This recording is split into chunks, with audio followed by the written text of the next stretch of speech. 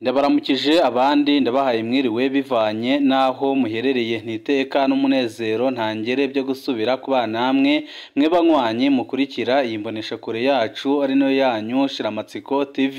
Ni imboneshakure imwe rudende dushikiriza inkuru n'ibiganiro utaronka ahandi.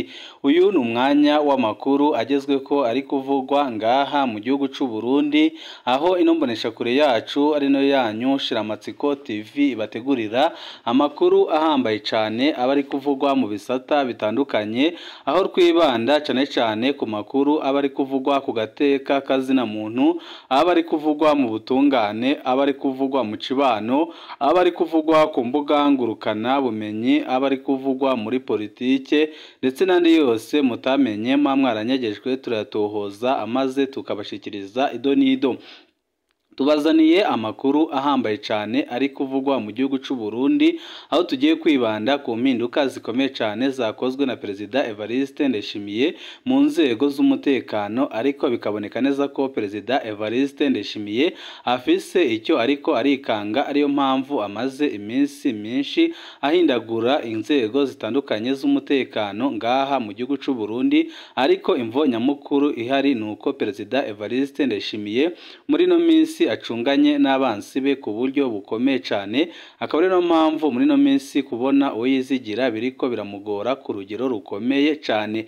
Turaza kubabwira uwo yagenye kurongora igipolisi mu ntara ya Gitega ndetse n'aho byabihuriye n'amatelefoni General Alengiyome Bunyoni aherutse gufatanwa, hakaba hari abatwazangabo zikomeye cyane zafashwe zigapfungwa zizira ayo matelefoni mu gihe General Alengiyome Bunyoni apfungiwe ahantu hakomeye cyane. None Perezida Evariste Ndayishimiye mu gushaka kudadaza na mukeba wiwe ariko arakora ibishoboka byose kugira ngo ahindure inzego z'umutekano ngaha mu gihugu c'u Burundi, akaba ari gukora impinduka zikomeye cyane, ariko benshi babyitegereza bakavuga ko Perezida Evariste Ndayishimiye azisanga impinduka yakoze arizo zimukozeho, kandi ko muri no minsi atamwizigirwa n'umwe afise, ahubwo ko benshi bariko baramuhenda, kandi benshi bakemeza ko Perezida Evariste Ndayishimiye afise abahanuzi babi cyane, kuko aramaze koreka igihugu c'u Burundi. Ariko abahanuzi aho kumwereka ingorane ndetse n'ibibazo Burundi mumaze kujyamo, bari kumwereka ko ariko arakora neza, ariko icyo bategura ni ukumutembagaza ku butegetsi bakamwinjiza ibohero, kuko ntasumbya ubuhangange General Alengiyome Bunyoni umaze igihe kitari gito ibohero rya Gitega. Ni byinshi twabateguriye ndetse n'amabi yaranze abapolisi Perezida Evariste Ndayishimiye yagenye mabanga akomeye cyane, kandi bikaba binagaragara ko Perezida Evariste Ndayishimiye adakorera abene gihugu, ahubwo akorera inyungu z'agarwi gato cyane kamaze imyaka myinshi gapfukamye mu nda abarundi. Byose nyine mugiye kubikurikira kuri no muyoboro wa YouTube Shiramatsiko TV, udushikiriza inkuru n'ibiganiro utaronka ahandi. Ico busabwa kugira ngo dushigikire kandi ujye umenya ibiriko birabera mu gihugu c'u Burundi ndetse no mu karere, no gukanda kuri sabone canke subscribe kugira ngo ko dushizeho amakuru n'ibiganiro bene nk'ibi ujye umenya yo mu mbere bashikirwa nabyo. Intakorwaho Jerome Ntibibogora nta kirongoye igipolisi mu karere ko hagati yarungiswe mu buraruko bw'igihugu c'u Burundi. Imvo nyamukuru turaza kuyigaruka ko aho yabifise aho ihuriye n'ipfungwa ndetse n'itorokeshwa rya General Alengiyome Bunyoni ririko riravugwa muri no minsi bijyana no gutembagaza ubutegetsi bwa Perezida Evariste Ndayishimiye.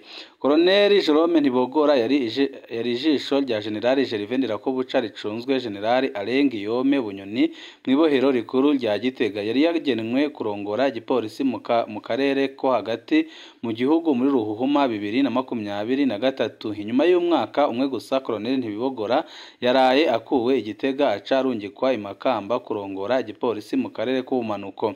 Ibyo tubisanga mu itegeko rya Perezida Ndayishimiye ryo kuwa 22 ukwezi kwa gatatu 2024 rigena bamwe mu ntwazangabo z'igipolisi mu mabanga atandukanye. Igitega Colonel Ntibibogora yarasubiriwe na Colonel Aloys Nduwayo yahora arongoye igipolisi mu karere k'uburaruko.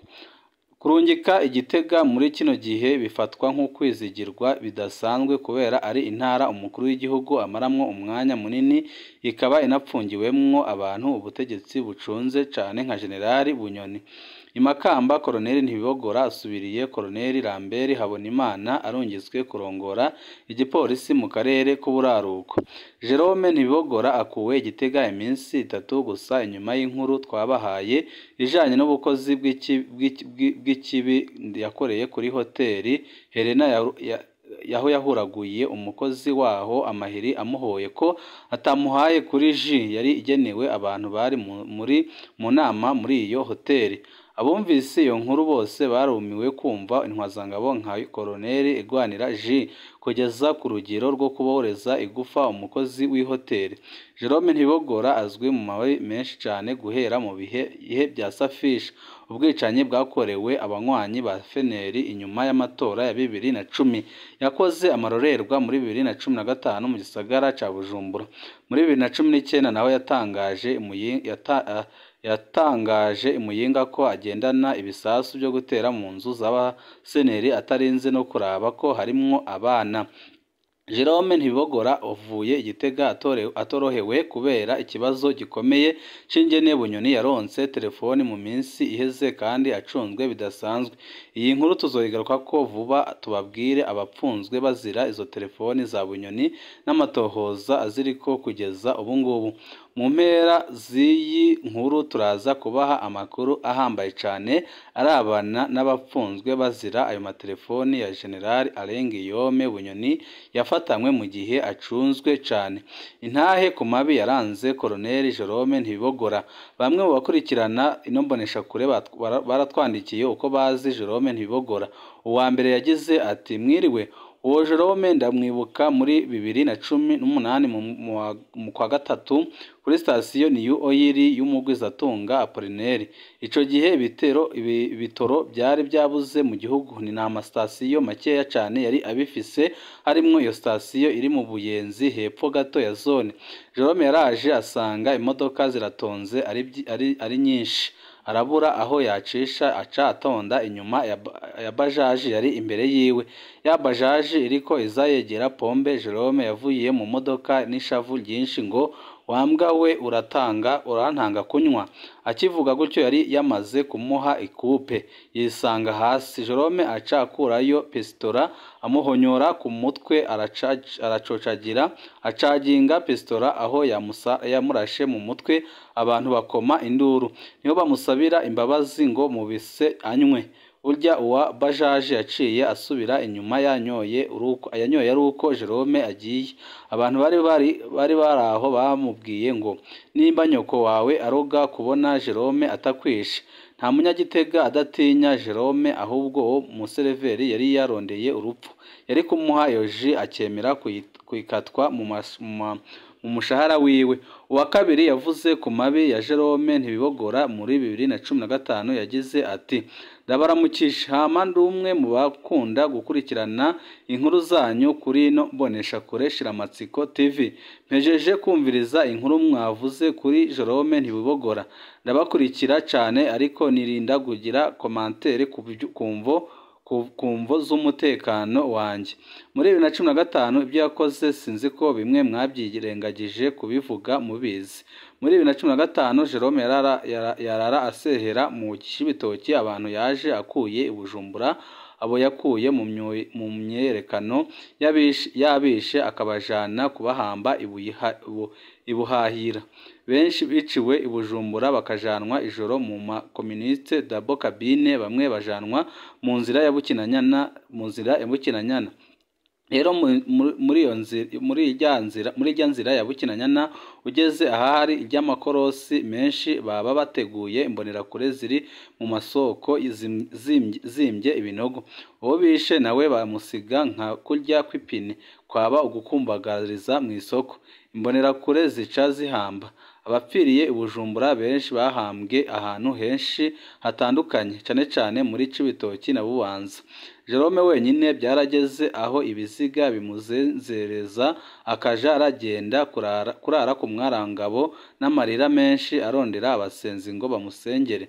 Muri ico gihe aryama communiste Toyota Hilux abategetsi b'igisoda n'igipolisi bakunda kugenderamwo yagenda apfundikiyemwo abagandaguwe. Burya muri 2015 ibara ryaraguye. Hari benshi mwibaza ngo barahunze kumbure barabaye kandi n'ibinogo bahambwemwo bizogorana kubimenyekana keretse Imana yonyine. Nuko Imana ibakomeze ku mutima mufise wo kudahengeshanya kuvugira bene Burundi mutitayeho ababavuga nabi. Wa gatatu ni umunyamuyinga avuga ingene Jerome Ntibibogora azwi muri iyo ntara. Amahoro murameze neza, mbonye inkuru ya Jerome nibuka ukuntu imuyinga ari we yinjiza fraude, nibuka ukuntu atagira indero ahari avuga amajambo y'ibishegu, nibutse kandi ingene akunda abagore, hari n'abagabo bari bakomoka kubera abagore babo yabatwaye. Imuyinga ubu ni sawa, ubu hari n'umukristo yikundira gusenga nubwo ako kazi kabo nyine ubukristo bugoye kugakurikiza.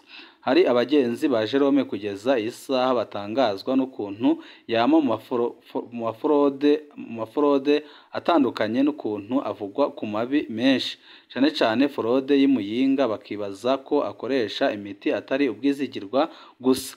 Icakoze urafise ururimi rubi mwana Jerome, urafise ururimi rubi. Hari uwundi yaduhaye intahe y'uruhara rwa Jerome Ntibibogora mwinyuruzwa ry'umugwizatunga w'umunyarwanda yitwa Manase Nsabimana. Uyu muntu yadandaza ibitoro mu Burundi no muri Ovira muri Kongo. Manase Nsabimana haraciye igihe afatiwe kuruhwa ku rubibi rw'u Rwanda n'u Burundi mu ntara ya Cibitoke. Yafashwe afise amadolari y'abanyamerika atari make. Kuva afashwe ntiyigeze asubira kuboneka. Inyuruzwa ryiwe ryakurikiwe n'inyuruzwa ry'umushoferi wiwebe n'iburwa ry'imodoka yiwe. Turacabitohoza kugira ngo tuzabahe umuco kandi turacabitohoza kugira ngo tubereke ibiriko birabera mu gihugu c'u Burundi, aho benshi bavuga ko igihugu c'u Burundi cyahindutse kibi cane, benshi bakanameza ko byanze bikunze Perezida Evariste Ndayishimiye akwiye gusezererwa ku butegetsi kuko aramaze guhemukira abarundi batari bake kandi aramaze gukora amakosa akomeye cane. Twari twababwiye ko tuza kubabwira ku biriko biraba ngaha mu gihugu c'u Burundi ndetse naho Jerome yaba ahuriye na dosiye ya General Alengiyome Bunyoni, aho Perezida Evariste Ndayishimiye yibaza ukuntu General Alengiyome Bunyoni yaronse telefoni mu gihe acunzwe ku rugero rutarigera rubaho, ariko byose akaba ari kubibaza uyu mupolisi. Ariko igitangaje nuko yamugenye mu yandi mabanga. Benshi bakanemeza ko izindi ntwazangabo zitari zike ndetse n'abapolisi batandukanye ngaha mu ntara ya Gitega bapfunzwe bazira amabi yo guha telefoni General Alengiyome Bunyoni. Murazi ko General Alengiyome Bunyoni mu bwishongozi bukomeye cyane turiko turasozera umwaka wa 2023 yandikiye ubutumwa umukuru w'igihugu c'u Burundi General Evariste Ndayishimiye amwifuriza umwaka musha muhire kandi amubwira ko ibyo yakoze bitazagarukira ngaho, amubwira ko mu minsi iri imbere agiye kubyishura.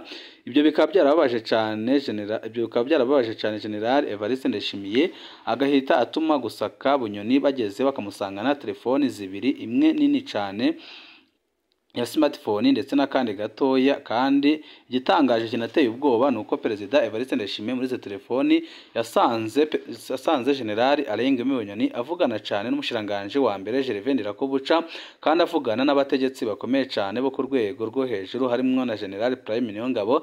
Ibyeretse Perezida Evariste Ndayishimiye ko ibintu bitoroshe kandi ko umwanya igihugu bashobora kukimupapuza. Turaza kubigaruka ko makuru yacu hanyuma, aho muza kumenya byinshi kandi mukaza kumenya ibyo mutigeze mwumva biriko birabera ngaha mu gihugu c'u Burundi. Ntibyumvikana ingene amazi abura mu gisagara dufise ikiyaga Tanganyika. Faustin Ndikumana avuga ko ibi bintu bitumvikana.